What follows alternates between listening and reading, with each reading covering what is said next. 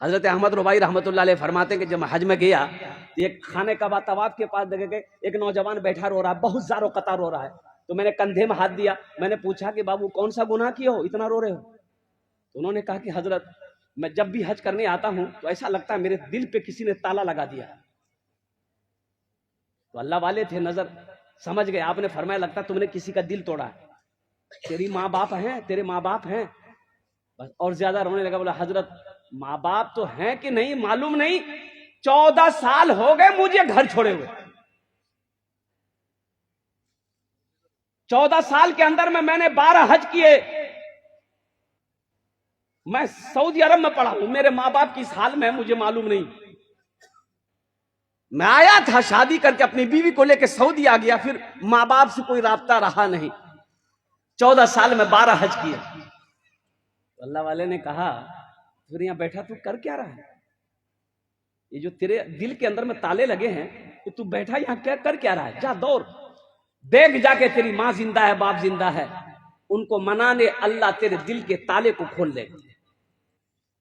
Ticket बनाया, घर के अंदर में एयरपोर्ट उतरा, वहां से घर बस्ती के अंदर में गया तो देखा कि बस्ती का नजारा बदल गया। पहले फूस के मकान थे, कच्चे मकान थे, अब लोगों ने पुख्ता मकान बना लिया। 14 साल का अरसा गुजर गया तो अपना घर पता ही नहीं चल रहा अपना घर कहाँ है। एक बूढ़े मियाँ घास काट रहे थे बस्ती से बाहर, तो उनसे पूछा कि चचा, अपना बाप का नाम लिया कि अब्दुल्ला साहब का घर कौन किस जगह है? तो बूढ़े मियाँ बोले कि बेटा अब्दुल्ला साहब तो अब इस दुनिया में नहीं रहे, उसका एक ही बेटा था, उसे छोड़कर चला गया। वो बेचारा बेटे के गम में इस दुनिया से चला गया। ये नौजवान रोने लगा तो बूढ़े मियाँ ने कहा कि रोते क्यों, क्या उससे क्या रिश्ता था तुम्हारा? बोले चाचा रिश्ता क्या था मैं बाद में बताऊंगा, उसकी बीवी है। अपनी माँ के बारे में पूछ रहे, बीवी है? बोला बेचारी है, शौहर के मरने के बाद दूसरे के घर में काम करके वो खाती थी। अब इधर से पता चला कि उसकी आंखों की बीनाई भी खत्म हो गई है, जिसमें मैं फालिज मार दिया है, चारपाई पे पड़ी रहती है। गांव वालों किसी को होता है तो लाकर खाना खिला देता है। ये नौजवान रोते रोते अपने आंगन गया। जैसे ही कदम आंगन में रखा, आहट हुई और माँ के कान खुले। माँ कहती है कि कौन है, कौन है मेरे आंगन में? ये रोता हुआ बेटा कहता कि अम्मा तेरा गुनहगार बेटा। और माँ का इतना सुनना था। माँ कहती है कि बेटा मेरे करीब आ जा, दूर क्यों खड़ा है, दूर क्यों खड़ा है? मैंने तो अल्लाह से दुआ मांगी थी कि अल्लाह उस वक्त तक मेरे जिस्म से रूह ना निकालना जब तक मैं अपने बेटे को देख ना लूं।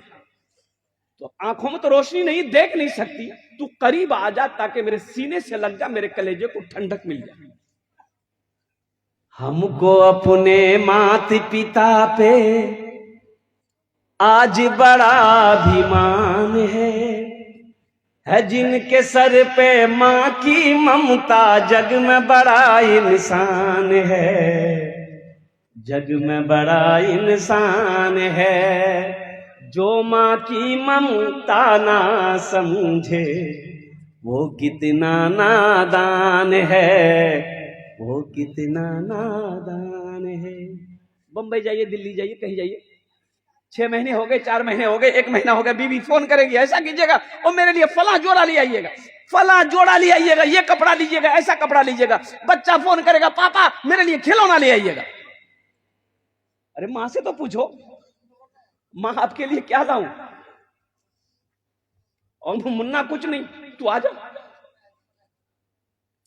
बेटा धनबाद स्टेशन रेलवे स्टेशन में उतरता है और जब घर पहुंचता है बीवी बैग तलाश करती है, जोड़ा आया कि नहीं, बच्चे खिलौने तलाश कर रहे, खिलौने आया कि नहीं, दोस्त आया कि भाई यार मैंने तुम्हें घड़ी लाने को कहा था, घड़ी लाया कि नहीं?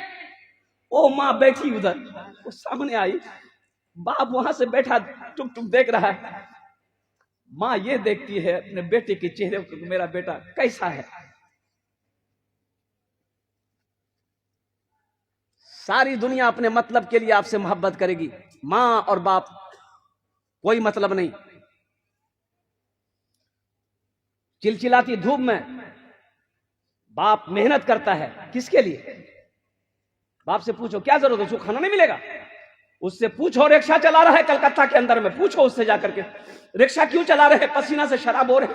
वो कहता है कि घर में मेरा जवान बेटा है, बहू है, कारोबार नहीं चल रहा है, घर में मेरा बेटा है, दूध का इंतजाम करना है। ओ बाप जब बूढ़ा हो गया, कमजोर हो गया, उसकी खिदमत तुम नहीं करोगे, कौन करेगा? नमाज पढ़ लो, रोजा रख लो, कुरान की तिलावत कर लो, सुनो, जिक्र अस्कार कर लो, एक हज नहीं 100 हज कर लो, कसम खुदा की। अगर माँ बाप नाराज है, कोई अमल अल्लाह की बारगाह में कबूल नहीं। अब करो हज, 100 हज करो।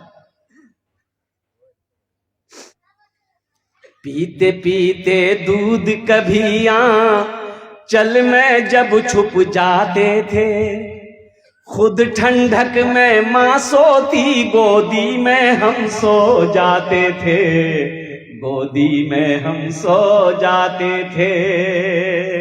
मां बोली मन भावन मेरा बेटा रूप समान है, जो मां की ममता ना समझे वो कितना नादान है, वो कितना नादान है। और ये शेर उन लोगों के लिए है जिनकी मां नहीं, बाप नहीं। हाशिम बाबू हों, जितने भी लोग हों, उसमें मैं भी शामिल हूं।